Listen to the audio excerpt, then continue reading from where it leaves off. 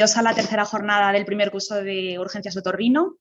Yo soy Belén Clemente y voy a empezar la sesión de hoy y luego os dejaré con el doctor Díaz de Cerio que la continuará. Entonces, mi sesión se titula Anatomía laringe traqueal y cuerpos extraños en vía aérea broncoscopia. A ver. Vale, este es el índice que voy a seguir. Primero empezaré hablando de la anatomía laringea, luego algunas pinceladas de la anatomía traqueal y por último ya me centraré en el cuerpo extraño en vía aérea. Empezamos con la anatomía traqueal, o sea, laringea, perdón. Bueno, la laringe se sitúa en la parte media de la región anterior del cuello, es anterior a la faringe, inferior al hueso hioides y superior a la tráquea. Tiene alrededor de 5 centímetros de longitud en adultos y vemos que hay diferencias entre mujeres y hombres. En hombres es más larga y caudal y en mujeres y niños es más corta y cefálica. Y un poco para situarnos en las referencias con respecto a las vértebras, pues sería alrededor de C3 a C6. Bueno, voy a hablar un poquito del esqueleto cartilaginoso que forma la laringe. Empezamos por la epiglotis, que como se puede ver es un cartílago en forma de hoja que tiene el movimiento, lo que hace que se evite el paso de elementos deglutidos a la vía aérea. Se sitúa, como podemos ver en la imagen, por detrás del hueso hioides. Luego tendríamos el hueso hioides, como ya hemos dicho antes, que es el límite superior de la laringe. Y vemos que hacia atrás tiene dos astas. Luego tendríamos los aritenoides, sobre ellos se sitúan también los cartílagos corniculados y estos son muy importantes ya que en ellos se articulan múltiples músculos y ligamentos. Luego tendríamos el cartílago tiroides, que está formado por dos láminas cuadradas que se unen en la parte anterior formando la escotadura tiroidea. Y por detrás vemos que tiene dos astas superiores y dos astas inferiores que se articulan en el cricoides. Y el tiroides es lo que forma la llamada nuez de Adán, que como sabemos pues en los hombres está más desarrollada que en las mujeres. Por último, tendríamos el cartílago cricoides, que sería el límite inferior de la laringe. Y resaltar que es el único cartílago que tiene un cierre completo, es decir, es un círculo. Los demás, los cartílagos de la tráquea estarían abiertos por detrás.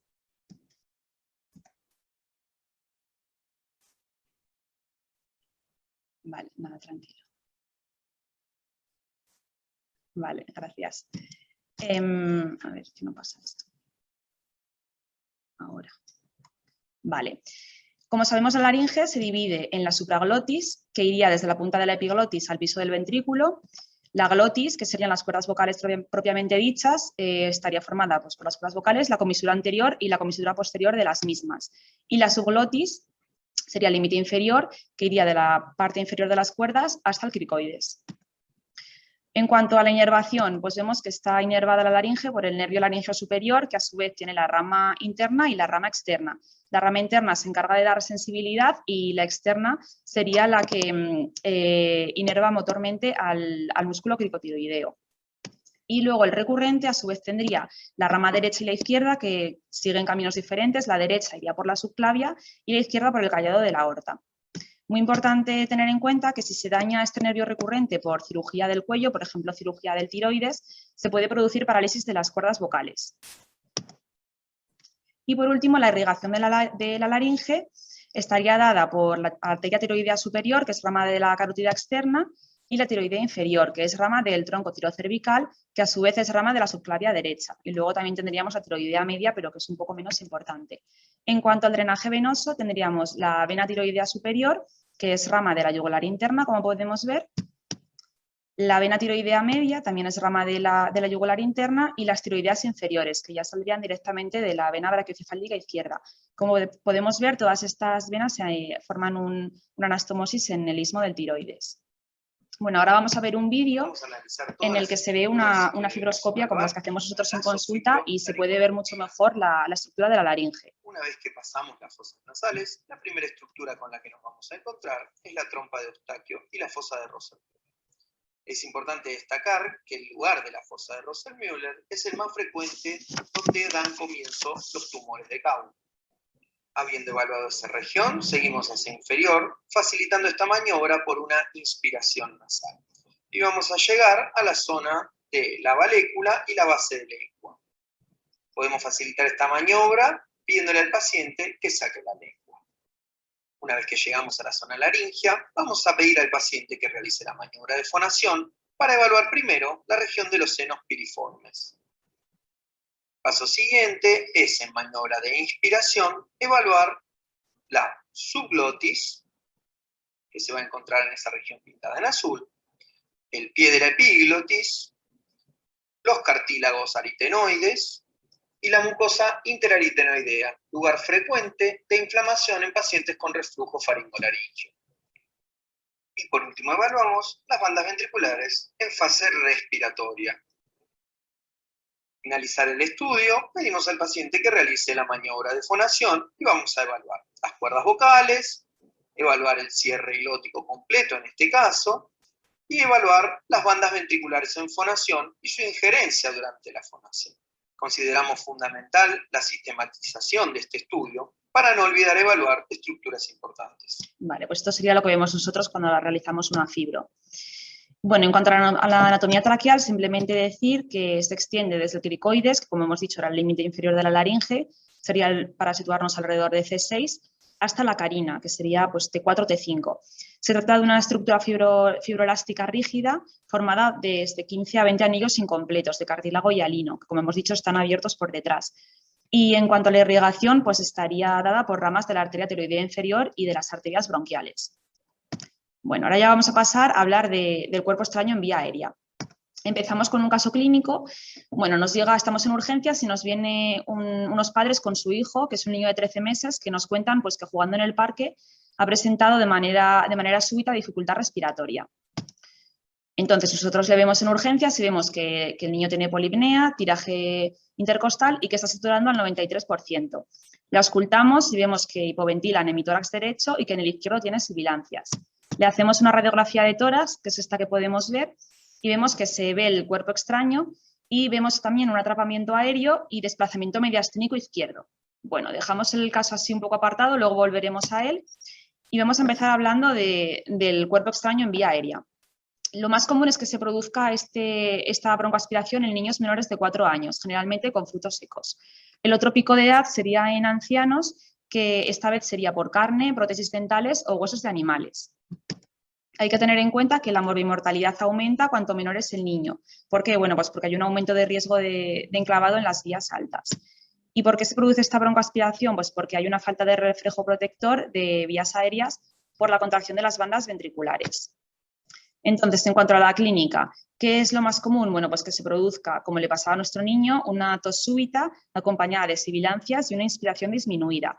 Es muy característico el llamado síndrome de penetración, que ¿en qué consiste? Pues en un cuadro de disnea aguda, intensa y espasmódico, acompañado de una crisis tusígena que es improductiva, es decir, pues el niño o la persona tose mucho, pero es incapaz de expulsar el cuerpo extraño.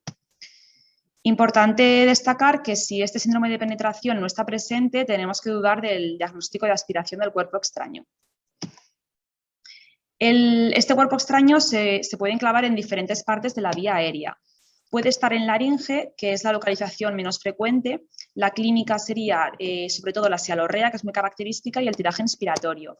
Y también, claro, si el cuerpo extraño es suficientemente grande como para bloquear la epiglotis, o sea, la laringe, perdón, estamos hablando de una urgencia vital, por lo tanto hay que tener cuidado. Si el cuerpo extraño se sitúa en tráquea, es muy característico el estridor. Y luego la localización más frecuente sería en bronquios, principalmente en bronquio principal derecho, que aquí la clínica variaría un poco dependiendo del tamaño del cuerpo extraño. Las complicaciones, bueno, decir que varían en torno a un 10 a un 20% tras aspiración del cuerpo extraño, que es muy importante el diagnóstico precoz, ya que si se retrasa más de 24 horas hay 2,5 veces más riesgo de que se produzcan estas complicaciones. La más frecuente sería la neumonía, seguida del granuloma, la erosión de la mucosa en el sitio de impactación del cuerpo extraño y por último tendríamos la telectasia. Aquí podemos ver unas imágenes en las que se puede ver una neumonía en el pulmón derecho, en la imagen de arriba a la izquierda. ¿Por qué? Pues porque se ha aspirado la punta del bolígrafo, como se puede ver ahí arriba a la derecha. Abajo tendríamos una telectasia de pulmón izquierdo Y en la imagen de abajo a la derecha, que es una imagen de broncoscopia, se puede ver un maíz enclavado en bronquio derecho. Aquí podemos ver más imágenes, esta vez se ha producido una aspiración de una aguja. En la imagen del medio podemos ver la formación de un granuloma y en la de la derecha vemos la extracción de esta aguja mediante control radiológico. Bueno, en cuanto al diagnóstico, importante realizar siempre una radiografía simple en inspiración-expiración. Si esta prueba no es concluyente, podemos realizar otras pruebas más específicas como serían un TAC o una gamografía pulmonar. También es importante tener en cuenta que una radiografía normal no excluye el diagnóstico, ya que la mayoría de cuerpos extraños que se aspiran pues, son radiotransparentes. En cuanto al tratamiento, bueno, si vemos que el paciente tiene una obstrucción completa, lo primero que hay que hacer es tranquilizar al paciente y ponerlo en posición de seguridad, es decir, en decúbito lateral. Importante no golpearlo en la espalda ni provocar el vómito. Entonces, si el paciente es un lactante, un niño menor de 1 año, la maniobra de Heimlich normal no se puede realizar, sino que hay que hacer una adaptada al tamaño y a la edad del bebé.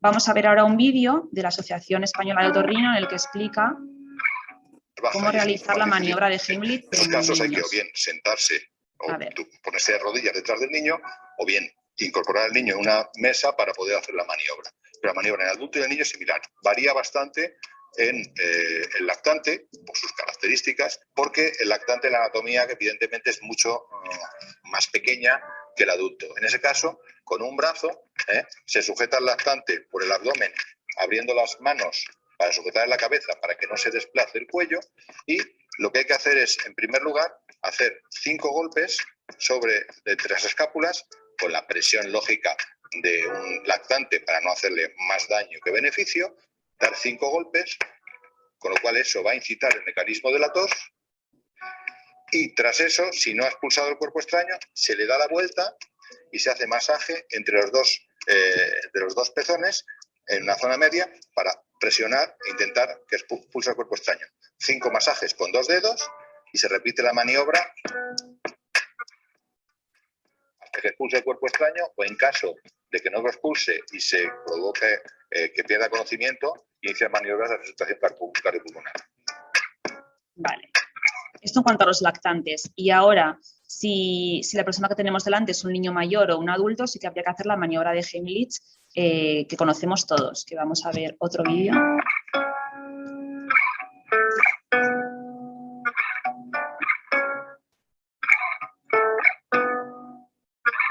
En caso de tratamiento, lo primero que hay que hacer es invitar al paciente a que tosa, ayudarle a toser. La tos es el mejor mecanismo defensivo que tenemos para evitar el paso a zonas de la vía respiratoria inferiores y que puede causar la muerte del paciente. Si el cuerpo extraño no obstruye completamente la vía respiratoria, puede pasar una pequeña cantidad de aire y ese aire se expulsa a presión con la tos y puede empujar hacia arriba y extraer el cuerpo extraño. Cuando la obstrucción es completa, no hay posibilidad de que inspire aire para luego expulsarlo en forma de tos. En esos casos está descrita la maniobra de Heimlich, que tiene una serie de modificaciones, si estamos hablando de un adulto, de un niño, de un bebé o incluso de una embarazada, y que permite suplantar el mecanismo fisiológico de la tos mediante una hiperpresión brusca que provocamos desde fuera para que expulse el cuerpo extraño hacia el exterior. Para la maniobra de Heimlich en el adulto lo que hacemos es ponernos detrás del paciente y sujetar con el puño cerrado sobre el abdomen en la zona entre la unión entre el tórax y el abdomen, y con la otra mano apoyar en el puño cerrado y hacer presiones ascendentes hacia atrás y hacia arriba, que lo que van a hacer es aumentar la presión desde el abdomen hacia el tórax para hacer que el aire residual que queda en los pulmones intente expulsar el cuerpo extraño. De esta forma.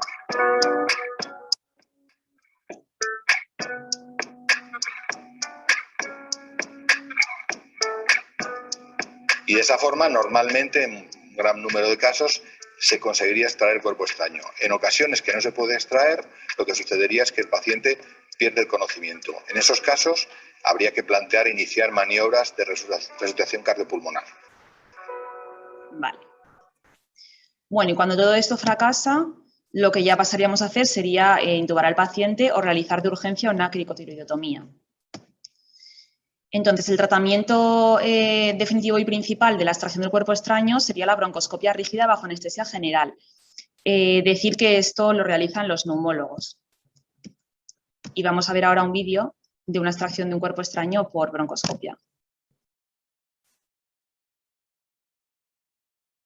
Que, como vemos, es un paciente que lleva una traqueotomía.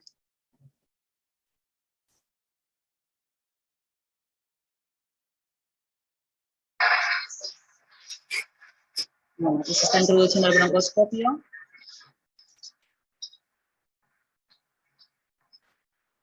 Y ahí está el cuerpo extraño.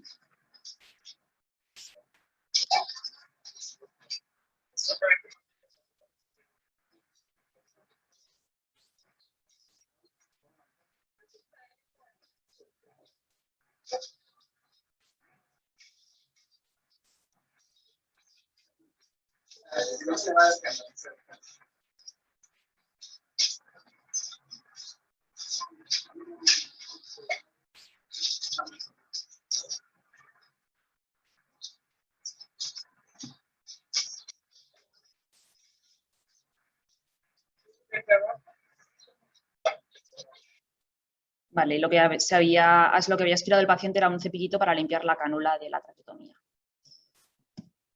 Bueno, entonces, volviendo a nuestro niño del principio, recordamos que lo habían traído a urgencia sus padres porque, estando de repente en el parque, pues había empezado con disnea y tos súbita.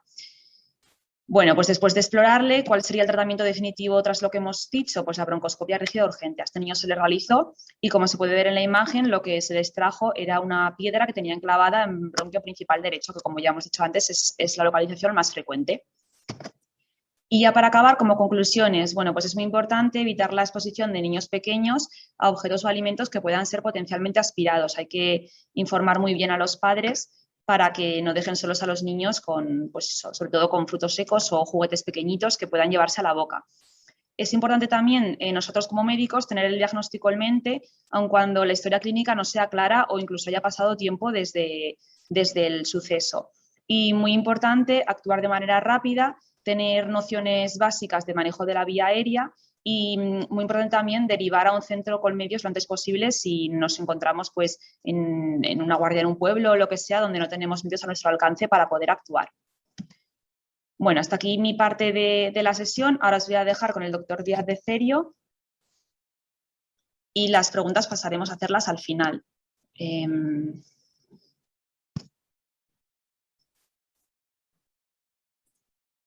Y ahora están.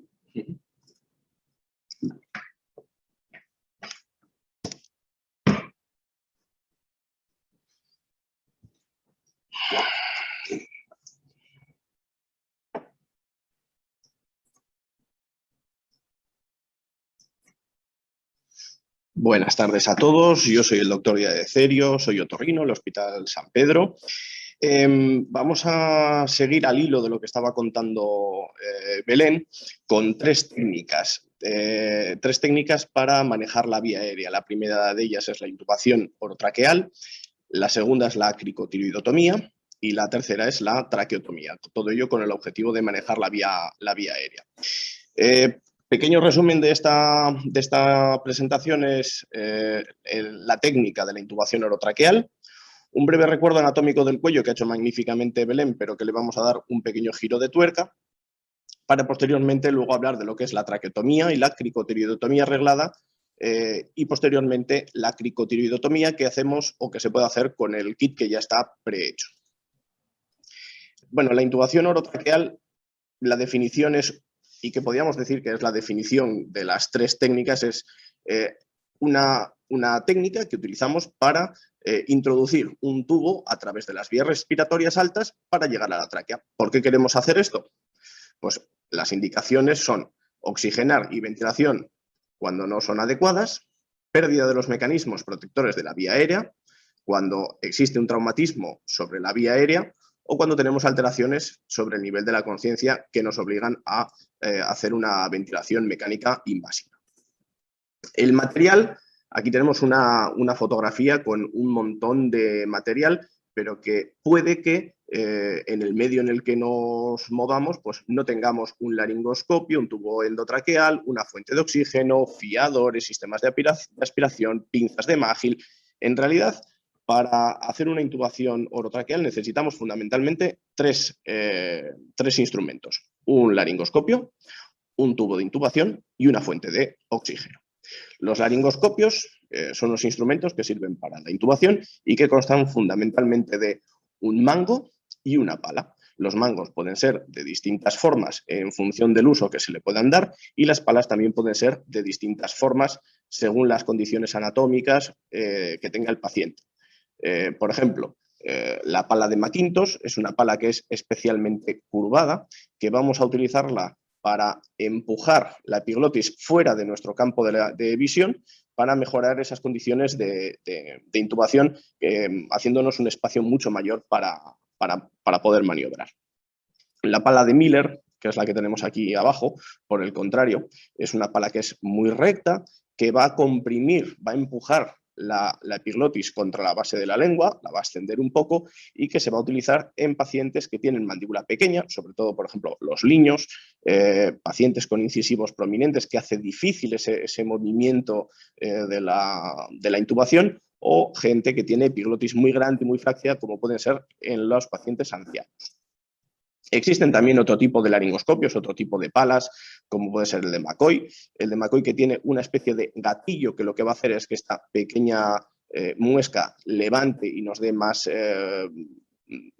poder para poder observar la vía respiratoria. El laringoscopio TrueView, que está angulado 42 grados para facilitar la maniobra de visión.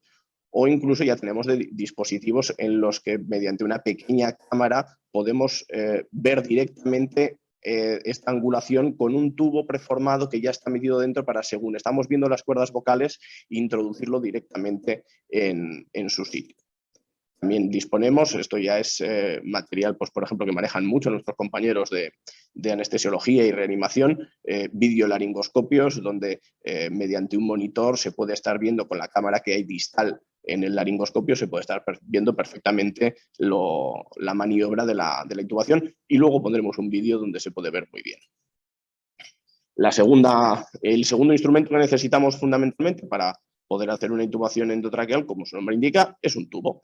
Un tubo que en el extremo distal va a tener un conector universal, va a disponer, en algunos casos y en otros no, de un balón de neumotaponamiento. Este balón lo que va a hacer es que, al inflarlo normalmente con 10-20 centímetros de aire, lo que nos va a hacer es aislar la vía respiratoria para que cuando empecemos a introducir el oxígeno en el paciente no tengamos fugas.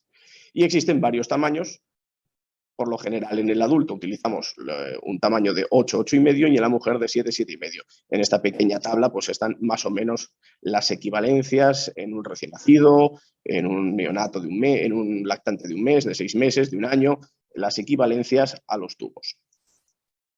En cuanto a la técnica, lo primero que debemos hacer es colocar al paciente en decúbito supino y hacer una leve hiperextensión de la cabeza. La hiperextensión tiene como objeto rectificar la línea aérea para que podamos ver las estructuras cuando vamos a introducir la pala del laringoscopio de una forma tangencial a nuestra visión. Posteriormente, se coge el laringoscopio con la mano izquierda. Es importante esto porque los laringoscopios están diseñados para ser cogidos con la mano izquierda, porque tienen la muesca hacia el lado derecho y permiten ver lo que estás haciendo. Se introduce la pala por el lado derecho de la boca y se va desplazando la lengua hacia la izquierda, hacia el lado contralateral, para ir avanzando progresivamente e ir viendo las estructuras y reconociéndolas. De esta manera se llega hasta la vallécula epiglótica y se va a introducir la pala en la vallécula, entre la epiglotis y la vallécula, para posteriormente hacer un movimiento de tracción con el mango hacia arriba y hacia adelante en bloque. Es decir, no se tiene que apalancar ni se tiene que rotar la muñeca, porque al hacer ese movimiento lo único que estaríamos haciendo es apoyarnos en los incisivos y podríamos provocar la avulsión de algún diente. Una vez que hemos localizado las cuerdas vocales, con la mano derecha, que se supone que es nuestra mano dominante, se introduce a través de las cuerdas vocales y se avanza hasta pasar aproximadamente 1 o 2 centímetros y medio el manguito. Normalmente en los tubos de intubación orotraqueal hay 2 pequeñas muescas horizontales que nos indican a qué distancia tenemos que introducir el tubo de intubación. ¿Vale? Habitualmente suele ser entre 19 y 23 centímetros desde la boca. Una vez que el tubo está dentro de las cuerdas vocales, hay que sellar la vía respiratoria insuflando el manguito y hay que conectarlo al dispositivo de ventilación con fuente de oxígeno. Y una vez comprobado que está fijado, que está en su posición, se fija bien con un esparadrapo, bien con tela, bien con cualquier método que haga que no se nos pueda desplazar de forma accidental el tubo orotraqueal. Una vez que hemos hecho toda la técnica, tenemos que confirmar que estamos en las cuerdas vocales, que estamos en el pulmón y que estamos oxigenando convenientemente. ¿Cómo es el gol estándar en este caso? Es la capnografía. Si tenemos un aparato de anestesia, por ejemplo, ahí es donde se va a ver porque sale CO2 y estamos en los pulmones. Otros métodos que tenemos es observar la expansión torácica, la auscultación de los campos pulmonares con un fonendoscopio, y también se podría utilizar la radiografía de tórax o incluso, si disponemos de ello, introducir a través de la luz del tubo de orotraqueal un videofibroscopio para ver que estamos, como hemos dicho, dentro del pulmón. En este pequeño vídeo, cortesía de los compañeros del Servicio de Anestesiología y Reanimación del Hospital San Pedro, vamos a ver, con la ayuda de sus videolaringoscopios, qué es lo que se está viendo cuando hacemos una intubación orotraqueal. Vemos aquí arriba la punta del laringoscopio, la base de la lengua, vamos progresando, eso es la campanilla, aquí vemos la epiglotis, lo vamos a colocar en la vallécula, ahora se está haciendo el movimiento de elevación, veis cómo desplaza la epiglotis hacia arriba, nos permite ver las cuerdas vocales, los aritenoides, la comisura posterior y el lugar por donde vamos a introducir el tubo, que va aproximándose con nuestra mano derecha, localizamos perfectamente dónde se tiene que introducir, vemos el globo y estas son las muescas que os comentaba antes que nos van a indicar hasta dónde tenemos que progresar el tubo. Y una vez comprobado, salimos y hemos completado la intubación orotraqueal. Pequeños trucos, pues antes de hacer una intubación, pues obviamente tenemos que comprobar que tenemos todo el material y que está en buen estado. Es importante inflar y lubricar los tubos para que no tengamos problemas a la hora de cuando ya hemos metido el tubo, pues descubrir que el globo está pinchado o que no nos progresa adecuadamente por falta de lubricación. Es importante tener una posición óptima de la cabeza, aunque parece una cosa que es muy sencilla, lo que hemos dicho al principio, pero esa hiperextensión de la cabeza es fundamental para rectificar la vía aérea y que podamos hacer la maniobra con mayor facilidad. La profundidad obviamente tiene que ser la adecuada, por eso hemos hablado de esas 2 pequeñas muescas que tiene, y la maniobra de burp. La maniobra de burp simplemente es o bien con un compañero, se presiona, como veis en esta imagen, hacia abajo, hacia la derecha, y se hace presión porque con la pala se tiende a hacer un movimiento que va horizontalizando y va desplazando hacia el lado contrario la glotis. Esta maniobra ayuda en los casos complicados a poder ver de una forma mejor la glotis. ¿Cuáles son las complicaciones que nos pueden aparecer al realizar una intubación orotraqueal? Bueno, pues si el paciente no está en ayunas, que puede pasar en muchos casos, puede aparecer vómitos y puede tener el peligro de tener una aspiración traqueobronquial en un momento en el que el paciente está con los reflejos abolidos. Si no tenemos cuidado al introducir la pala del laringoscopio, pues pueden aparecer laceración en las partes blandas, sobre todo en la parte más superior, en la faringe, y es muy típico que en la parte de las amígdalas al introducir, y sobre todo en la amígdala derecha, el roce de la pala puede provocar una hemorragia y la consecuente aspiración, como ya hemos dicho, por la pérdida de los reflejos. Uno de los errores más frecuentes, sobre todo al principio, es la intubación esofágica. El esófago está posterior a la vía respiratoria y por ello es muy importante comprobar, una vez que está introducido el tubo, que esté introducido en el sitio correcto. Si nos hemos pasado mucho de frenada, hemos introducido mucho el tubo, lo que va a hacer es irse de una forma más o menos fisiológica hacia el bronquio derecho, y eso lo vamos a ver bien por la misma visión en la que vemos cómo hay una elevación mayor del bronquio del hemitórax derecho, o bien lo podemos hacer con un fonendoscopio. Puede aparecer también un neumotórax si se está metiendo mucha presión, laringoespasmo y broncoespasmo, aunque estos eventos son más típicos de la desintubación. Se puede provocar pérdida de piezas dentarias, como ya hemos dicho. Si en ese movimiento de ascenso del mango del laringoscopio al introducir el tubo de intubación no tenemos cuidado y hacemos una rotación de la mano, pues podemos apoyarnos inconscientemente sobre las piezas dentarias y provocar una abulsión. Se puede también realizar de una forma la luxación mandibular, e incluso podemos provocar la introducción de secreciones contaminadas en el árbol bronquial, que luego nos provocaría una infección, que es una complicación bastante grave.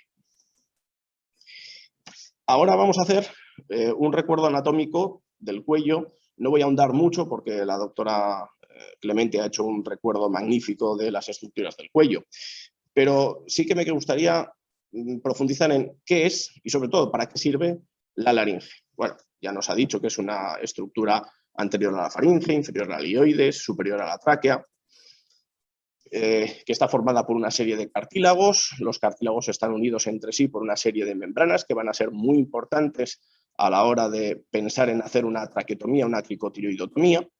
Y lo que sí que me parece importante es que si estamos pensando en abrir la vía respiratoria de una forma externa a la hora de hacer una traqueotomía o una cricotiroidotomía, pues tenemos que tener en cuenta que hay un montón de estructuras que nos pueden dar problemas a la hora de hacer una traqueotomía o una cricotiroidotomía. Fundamentalmente tenemos justo delante del cartílago tiroides, tenemos la glándula tiroidea, que es una estructura que además es muy vascular, que nos puede dar problemas cuando vayamos a hacer una incisión.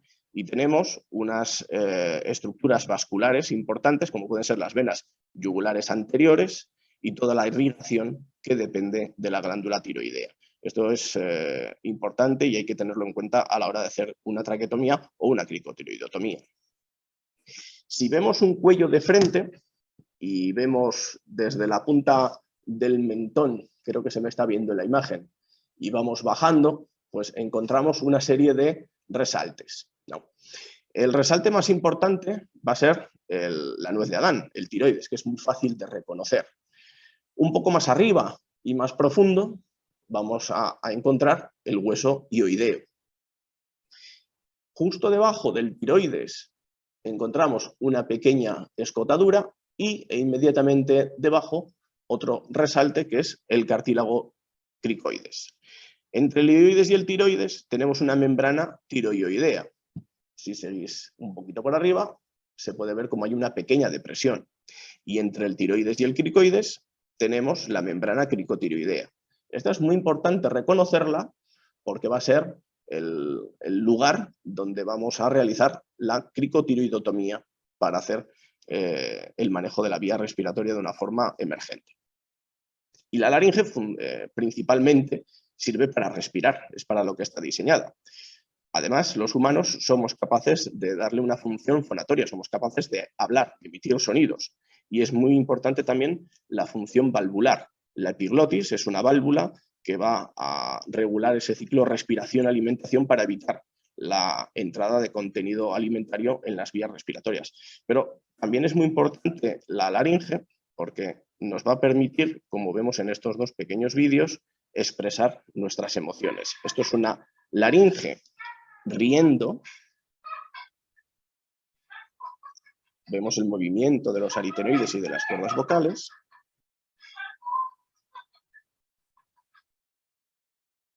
Y esto es una laringe llorando.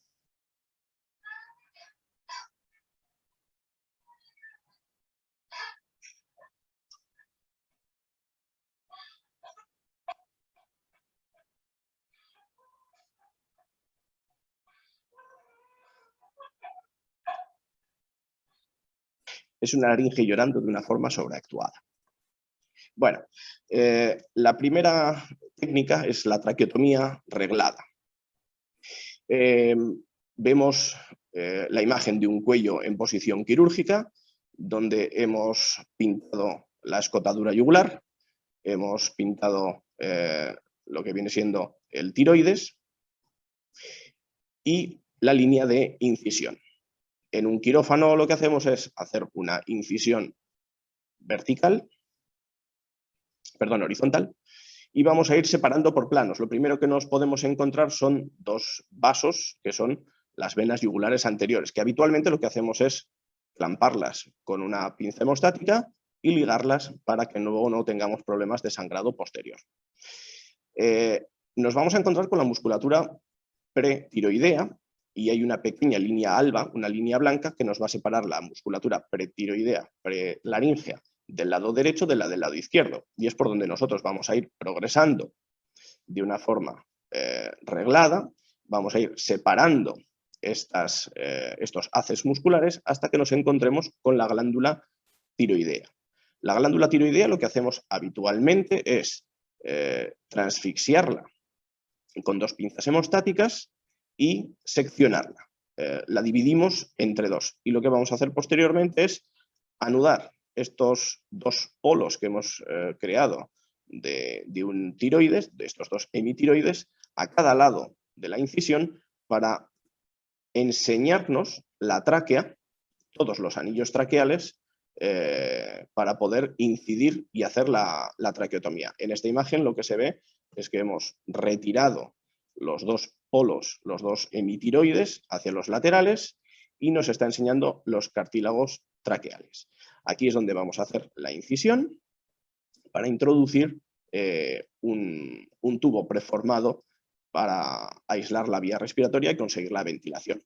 Lo que hacemos habitualmente nosotros en la traqueotomía reglada es fijar la parte inferior de la traqueotomía al colgajo de piel, con la idea de que cuando tengamos que quitar el tubo de ventilación y colocar una cánula, pues nos sea más sencillo, y sobre todo en los cambios que posteriormente vamos a tener que hacer al paciente de la cánula. Con esto lo que hacemos es tunelizar y facilitar estos cambios de cánula. Unos pequeños trucos a la hora de hacer una traqueotomía reglada.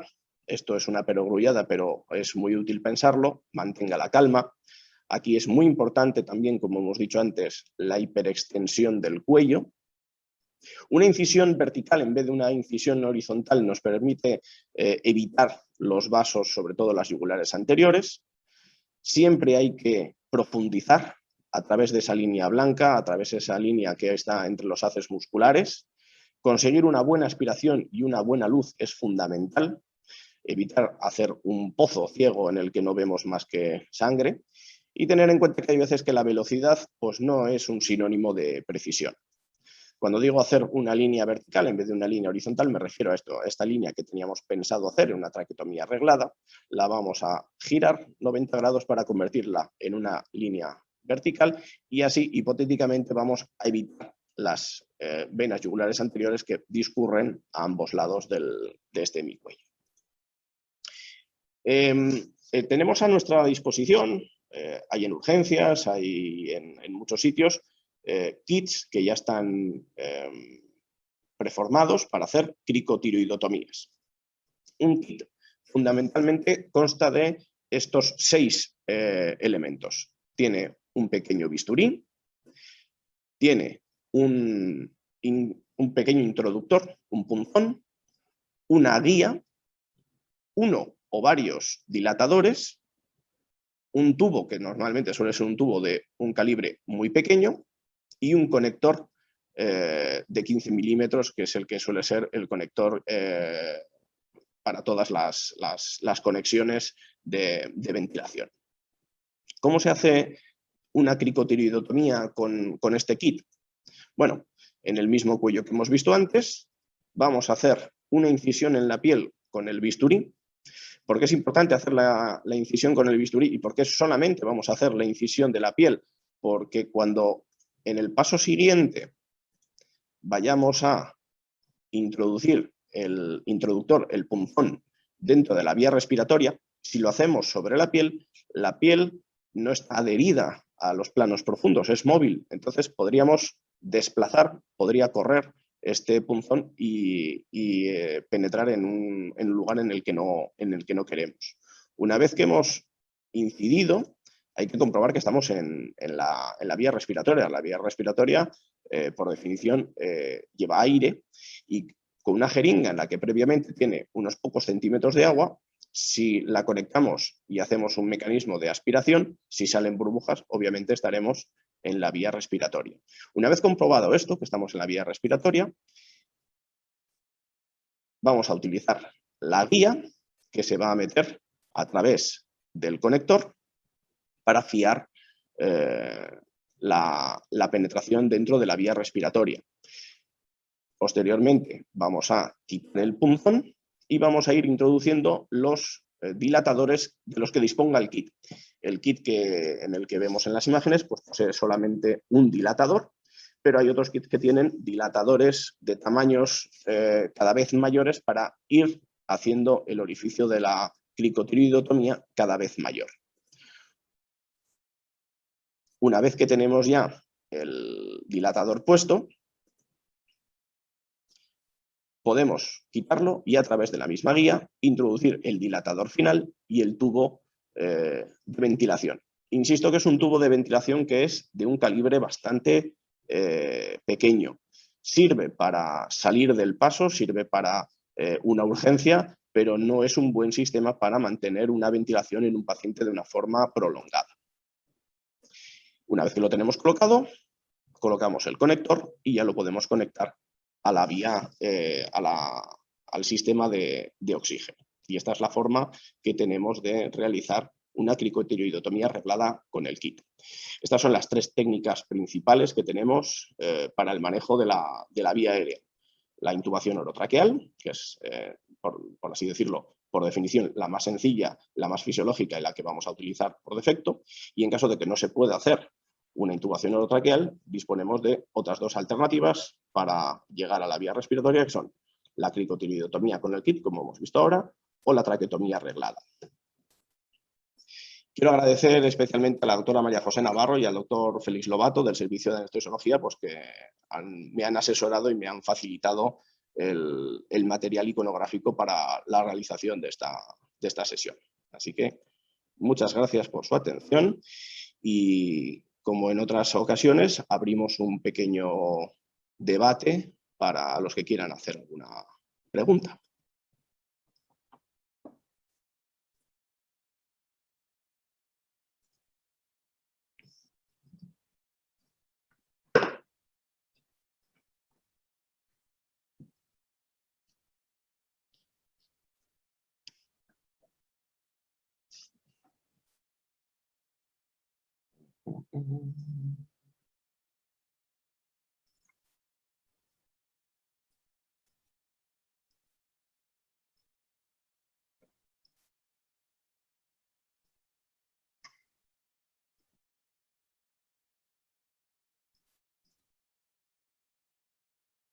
Bueno, Julio nos escribe y nos pregunta: ¿cuánto tiempo es válida la ventilación por kit de cricotiroidotomía?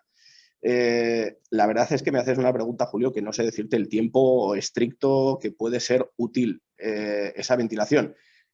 Cuando hacemos una cricotiroidotomía con ese kit y el tubo es suficientemente grande como para mantener a la persona con vida, pero es como para no mantenerlo mucho tiempo. Es decir, que nuestro siguiente paso sería o bien hacer una traqueotomía reglada y poder asegurarlo con una cánula de un calibre mayor, o bien buscarnos otra alternativa la tubación orotraqueal, si es posible en ese momento, porque no se haya podido hacer, pero es para hacerlo, para mantener a un paciente muy poco tiempo con ese tubo. Insisto, es muy pequeñito y es para solventar una situación de emergencia.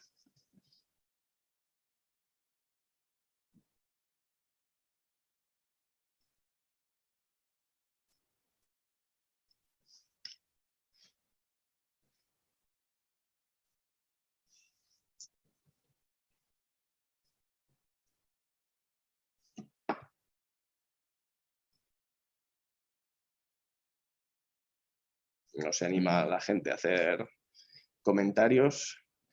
Eso nos da que pensar que o lo hemos hecho estupendamente bien y está todo claro, o que lo hemos hecho catastróficamente mal y no se ha entendido nada.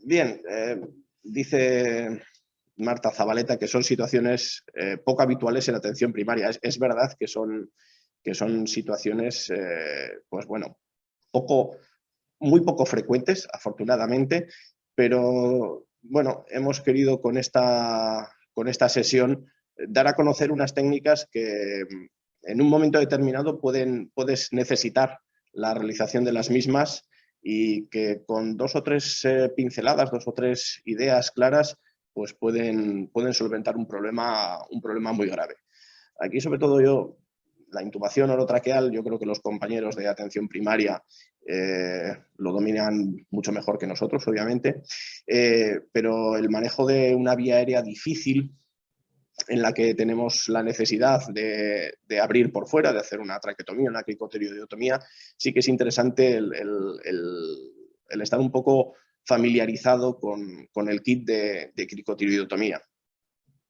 Es posible que igual por el prurito de esta sesión, igual los aquí asistentes mañana vayan a comprobar en sus lugares de trabajo si hay o no hay este famoso kit.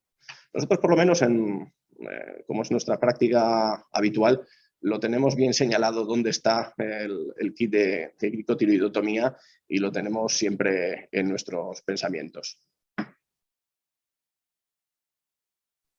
Claudia Contreras pregunta, en caso de no tener el kit. A ver, en caso de no tener el kit, ahí recurriríamos, yo creo que lo más sencillo es recurrir a la cricotiroidotomía, pero utilizando material del que dispongamos. Pues fundamentalmente tenemos que disponer de un bisturí, yo creo que eso en cualquier centro de salud podemos disponer de ello, y el fundamento es el mismo, buscar con el dedo la membrana cricotiroidea entre el tiroides y el cricoides en esta depresión y hacer un orificio. La incisión vertical ya hemos dicho que va a ser más segura porque va a evitar encontrarte vasos, es una zona que es más alta, no nos vamos a encontrar con la glándula tiroidea y es posible que sangre menos. Y una vez que encontramos la membrana tiroidea, incidirla y con un instrumento que bien puede ser una tijera, bien puede ser una pinza de coger, es decir, que haga este movimiento, abrir esa vía respiratoria de tal manera que seamos capaces de introducir una cánula o un tubo de ventilación. No sé si he contestado a la pregunta convenientemente.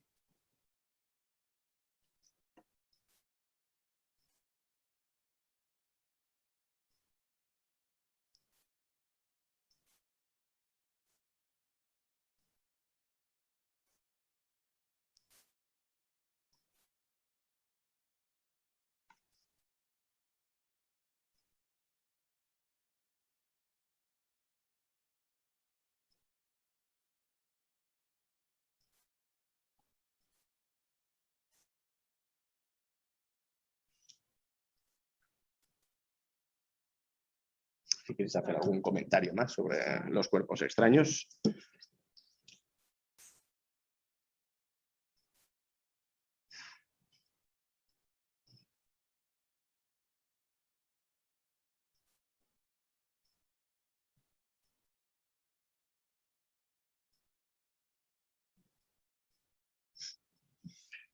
Bueno, habida cuenta que no hay más